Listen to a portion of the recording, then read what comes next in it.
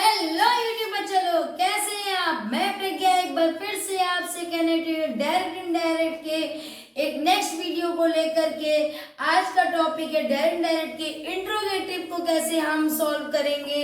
इससे पहले मेरा इंट्रो वीडियो था, फिर मैंने आपको असर्टिव सेंटेंस करना बताया था। आज मैं आपको इसके इंट्रोगेटिव पार्ट को बताऊंगी किस तरीके से आप इसे सॉल्व करें। तो बिना टाइम वेस्ट किए सीधे से आए और हम अपने रूल्स को एक बार फिर से रिपीट करें।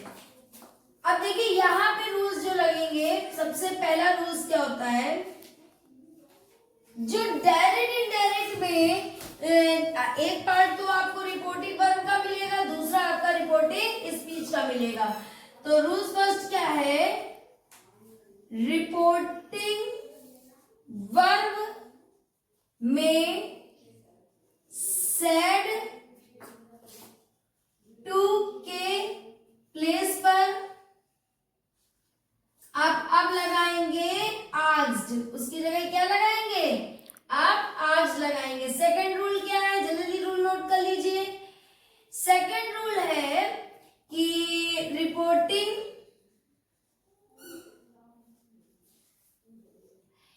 स्पीच के सेंटेंस स्टार्ट होने से पहले जो इन्वर्टेड कॉमा लगता है, या आप ऐसे लिख लीजिए, इन्वर्टेड कॉमा रिमूव करके इफ या वेदर का यूज करेंगे। किसका यूज करेंगे, इफ या वेदर का यूज करेंगे। उसके बाद यहाँ पे दैट कंजंक्शन का यूज नहीं होता है, यहाँ पे उसकी जगह इफ या वेदर का यूज करेंगे। तीसरी चीज, रूल थर्ड क्या है, रिपोर्टेड स्पीच के सेंटेंस को असर्टिव में बनाएंगे। किस में बनाएंगे, असर्टिव में बनाएंगे। ये चीज समझ में आई आप लोगों को। अब मैं आपको यहाँ पे कुछ बस बेसिक ही चेंजेस है, बाकी तो सब वैसे ही है।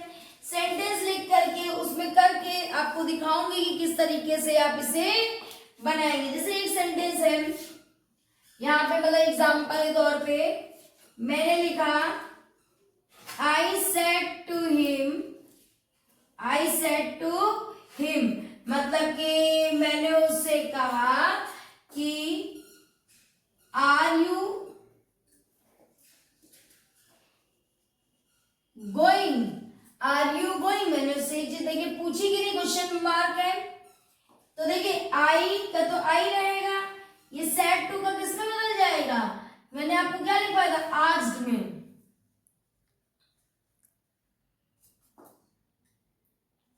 आस्क्ड अब हिम, अब ये कॉमा इन्वर्टेड कॉमा रिमूव करके आप क्या लिखेंगे, कॉमा इन्वर्टेड कॉमा रिमूव करके आप इफ या वेदर लिखेंगे। वो भी कब, जब ये सेंटेंस हेल्पिंग वर्ब से स्टार्ट हो। तो आप यहाँ पे लगा दीजिए इफ, मोस्टली इफ लगाते हैं, जहां कहीं चॉइस होती है वेदर लगा लिया है, वहां पे भी आप इफ लगाएंगे तो कोई फर्क नहीं पड़ेगा।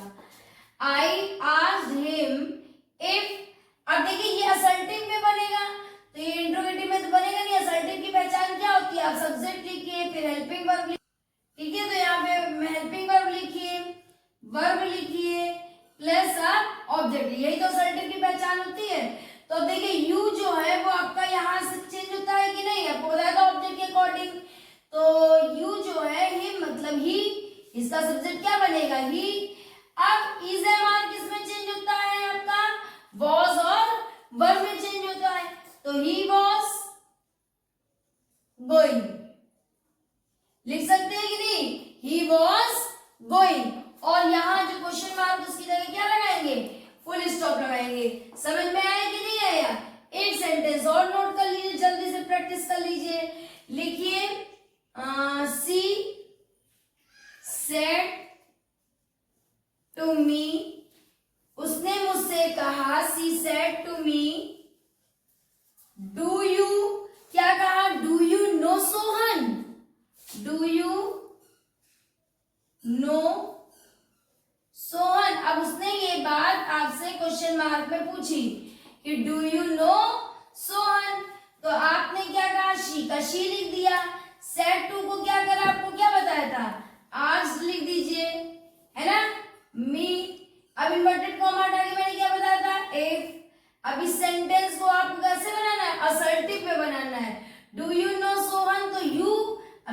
उसके अकॉर्डिंग चेंज होगा।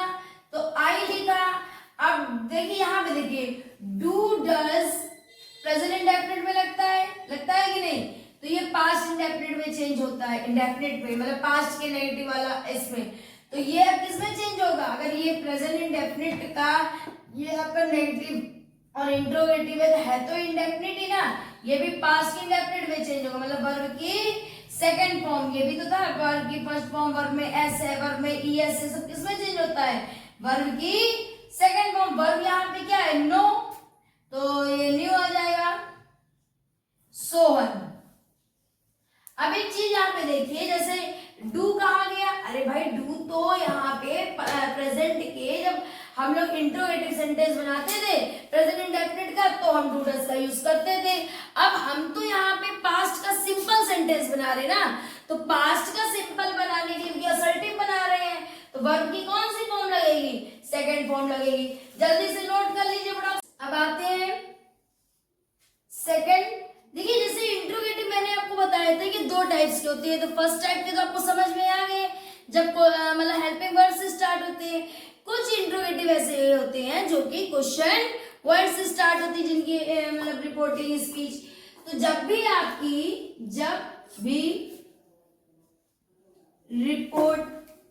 रिपोर्टेड स्पीच क्वेश्चन वर्ड से स्टार्ट हो तो इफ या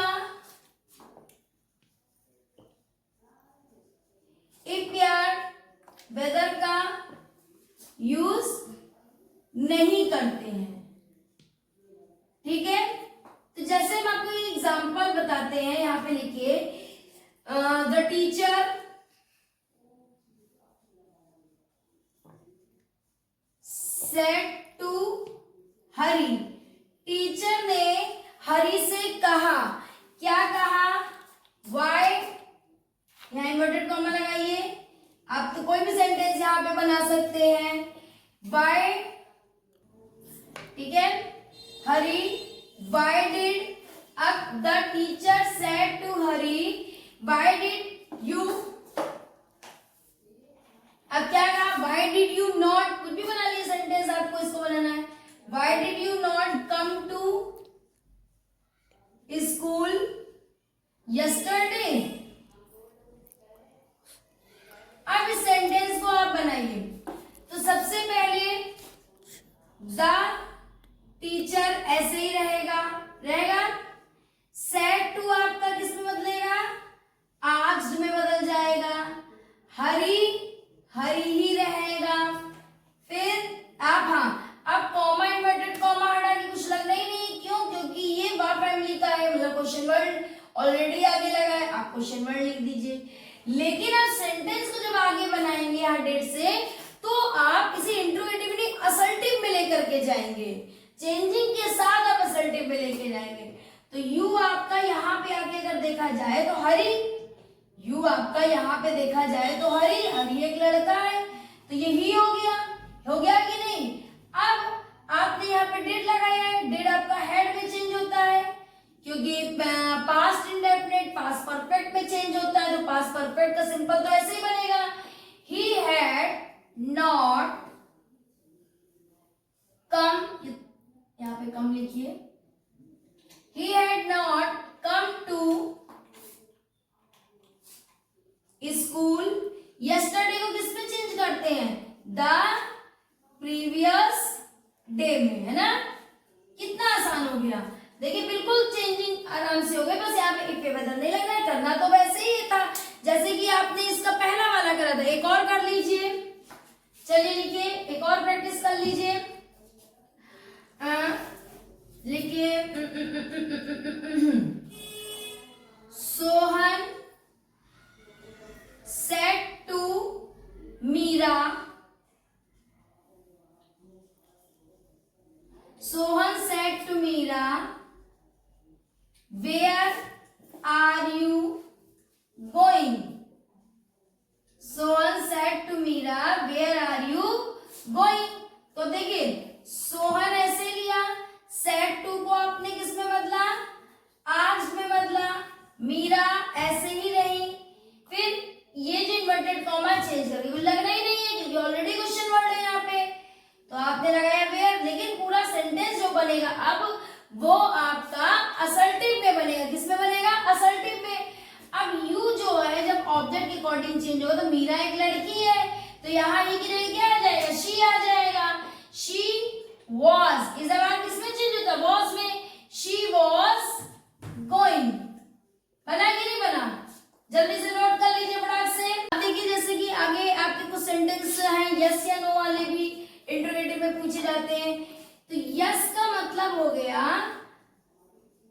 रिप्लाइड, अगर कहीं भी यह सारे रिपोर्टिंग स्पीच में रिप्लाइड इन अफर्मेटिव, और नो का मतलब हो जाएगा अगर आप लगाएं रिप्लाइड इन नेगेटिव। ठीक, जैसे एग्जांपल है, मैंने कहा she said to Meera, she said to Meera, मतलब कि वह मीरा से बोली can you lend this watch, can you lend me this watch. उसने उससे पूछा कि क्या आप मुझे ये घड़ी दे सकती है, तो भाई शी सेड टू को कैसे बनाओगे, इनडायरेक्ट बनाते समय क्या लिखोगे, सी तो सी ही रह गया, सेड टू किस में बदल जाएगा, आज में बदल गया, मीरा मीरा ही रहे। अब इफ यहाँ पे देखिए ये हेल्पिंग वर्ब से स्टार्ट है कि नहीं कैन से, तो आप इफ लगा दीजिए, यू किसके अकॉर्डिंग चेंज होगा, मीरा के अकॉर्डिंग चेंज होगा। ठीक है, अब कैन किस में चेंज होता है, कुड में चेंज होता है कि नहीं चेंज होता है कुड में। फिर मीरा कुड मतलब ये सॉरी मीरा यहाँ पे इफ मीरा क्यों सॉरी यू आपका मीरा लड़की ना शी लगाते, सॉरी डायरेक्ट नाम नहीं लिखते हैं, शी कुड लैंड हर, क्योंकि वो भी लड़की है, दैट वॉच। अब आगे मीरा ने शी ने आंसर दिया, यहां पे आगे लिखिए सी सेड यस, जैसे अब ये मैं आपको इसलिए अलग से लगा दिया आपको समझ में है, सी सेड यस, उसने कहा हाँ। तो अब आप कैसे लगाएंगे सी सेड यस, तो आप क्या लिखेंगे सी आस्क्ड, सॉरी सी रिप्लाइड लिख लीजिए, शी रिप्लाइड इन, अब यस बोला है ना तो आप क्या लिखेंगे इन अफर्मेटिव। उसने ये आंसर क्या कहा, यस बोल दिया, मतलब उसने ये बोला कि हाँ यस बोला था। तो देखिए वही सेंटेंस ये मैंने बाद में इसलिए जोड़ा जिसमें आपको समझ में आए कि यस या नो वाले सेंटेंस ऐसे अलग से ऐड होकर के आते हैं। जैसे एक और एग्जांपल आप देख लीजिए, लिखिए हरी सेड टू नेहा, हरी ने नेहा से कहा are you going to market. अब ये तो कहा हरी ने, उसके बाद यहाँ पे are you going to market, अब यहाँ पे हरी ने नेहा से पूछा और नेहा ने क्या कहा, नेहा ने बोला नो, नेहा ने क्या कहा नहीं। अब देखिए इसको कैसे बनाते हैं, तो भाई हरी तो ऐसे ही रहा, सेड टू किस में बदल गया, आज में बदला, नेहा, अब ये इन्वर्टेड कॉमा हटेगा और यहाँ पे बदल, क्योंकि आपका आर किसमें है, इफ में लगेगा भाई, क्योंकि क्वेश्चन वर्ड से आपने हेल्पिंग वर्ब से स्टार्ट किया था। तो इफ यू किसके अकॉर्डिंग चेंज होगा, नेहा के अकॉर्डिंग, तो शी आ जाएगा। आर किसमें चेंज होगा, वॉज और वर्ब में, she was going to market, she was going to market, if she was going to market. But Neha ने क्या कहा, Neha replied in negative, Neha ने कैसा आंसर दिया, नेगेटिव में दिया, नेहा ने उस चीज को नेगेटिव में आंसर दिया। ठीक है, ठीक, तो ये चीज समझ में आई, जल्दी से नोट कर लीजिए फटाक से। तो इसी के साथ आपका इंट्रोगेटिव पार्ट खत्म होता है और प्रैक्टिस के लिए हम जुड़े रहेंगे साथ में। ठीक, तो चलते हैं, कुछ सेंटेंस है आपके आगे, इनकी प्रैक्टिस करते हैं। सी सेड टू हरी सीता, तो सीता तो ऐसे लिखा, आपको पता है इंट्रोगेटिव में तो सेट टू किस में चेंज हो जाएगा, आस्क में चेंज हो जाएगा, हरी। अब ये कुछ हेल्पिंग वर्ब से स्टार्ट हुआ था, यहाँ इफ लगाइए, यू किसके अकॉर्डिंग चेंज होगा, ऑब्जेक्ट, ऑब्जेक्ट हरी है तो मतलब ही लिख लीजिए। अब इसमें डू डज है, डू डज मतलब ये प्रेजेंट का इंडेफिनिट है, और प्रेजेंट का इंडेफिनिट किस में चेंज होता है, पास्ट के इंडेफिनिट में। तो आप दो की जगह क्या लिख देंगे, वेंट, क्योंकि यहाँ पे पास्ट इंडेफिनिट हमने आपको टेंस में बताया ही था कि वर्ब की सेकंड फॉर्म लगती है, डू तो हट ही जाएगा, और सेंटेंस असर्टिव में ही आपको बनाना है, सिंपल में, तो ही वेंट देयर। समझ में आया, देखिए कितना इजी है। उसके बाद ये वाला फादर, अब खुद बताइए सेट टू किसमें बदल देंगे, आज में बदलेंगे कि नहीं बदलेंगे, मी। अब इन्वर्टेड कॉमा है, अब इफ लगा लीजिए। अब क्या है, डू यू नॉट ओबे मी। अब आप खुद बताइए, ये तो डू डज है, इसको पहले छोड़िए, पहले असर्टिव में लेकर के आइए इसको। तो यू मी के अकॉर्डिंग मतलब ऑब्जेक्ट क्या बनेगा, हमने आपको क्या बताया था, मी का सब्जेक्ट आई, तो क्या बनेगा यहाँ पे आई। अब आई और उसके बाद अब ये जाएगा पास्ट के इंडेफिनिट में, तो भाई यहाँ पे क्या है, ओबेड मी। पहले नॉट है, तो अब यहाँ पे इसको इसके भी नेगेटिव में लेकर के आइए, तो पास्ट के नेगेटिव में लाने के लिए आप क्या करते हैं, डिड नॉट का यूज करते हैं कि नहीं, तो लिखिए डिड नॉट ओबे। अब मी, ये चीज समझ में आई कि नहीं आई, ओबे मी क्यों, ये मी जो है ये यहाँ पे लेके आइए फादर के पास, इसके अकॉर्डिंग ओबे हिम। फादर आपके एक लड़के होते हैं कि नहीं, लड़कों को चेंज करने के लिए आपको क्या बताया था, हिम। अगर किसी गर्ल्स में इस तरीके से चेंजिंग होगी तो हर। ये चीज समझ में आई कि नहीं आई, आप खुद देखिए सबसे पहले सुनिए, फादर ऐसे ही रहा, सेट टू आस्क में बदला, मी ऐसे रहा, इन्वर्टेड कॉमा रिमूव करके इफ लगाया, यू आपका यहाँ का सब्जेक्ट था, इसके ऑब्जेक्ट के अकॉर्डिंग चेंज हुआ, डू नॉट, डिड नॉट में खाली डू होता तो ये वर्ब के सेकंड फॉर्म में आ जाता ओबेड, लेकिन ये डू के साथ क्या दे दिया इन्होंने, नॉट भी दे दिया, तो आप डिड के साथ क्या लिख देंगे, नॉट लिख देंगे। असर्टिव तो दोनों टाइप के होते हैं ना, सिंपल सेंटेंस भी आते हैं उसमें और नेगेटिव वाले भी आते हैं। तो डिड नॉट ओबे, अब मी का किससे चेंज होगा, यहां चेंज होगा फादर से, समझ में आया। अब ये देखिए आई सेड टू हर, तो आई आस्क्ड हर। अब ये क्वेश्चन वर्ड से स्टार्ट हुआ है, तो इसमें हम क्या वेदर नहीं लगाएंगे, हम इसमें क्या लिख देंगे, डायरेक्ट हु लिख देंगे। अब यू किसके अकॉर्डिंग चेंज होगा, यहाँ के ऑब्जेक्ट के अकॉर्डिंग, तो मतलब ये हर है, तो मतलब यहाँ का सब्जेक्ट क्या होगा, शी। आर है तो मतलब वॉज लगेगा, इस्तेमाल किसमें चेंज होता है, वॉज में, शी वॉज एंड वेयर ऐसे लिखिए। अब यू है, ये भी यू आपके किसके अकॉर्डिंग चेंज होगा, हर के अकॉर्डिंग, तो यहाँ पे शी आएगा। फिर शी वॉज, क्योंकि इस्तेमाल किसमें चेंज होता है, वॉज कमिंग फ्रॉम।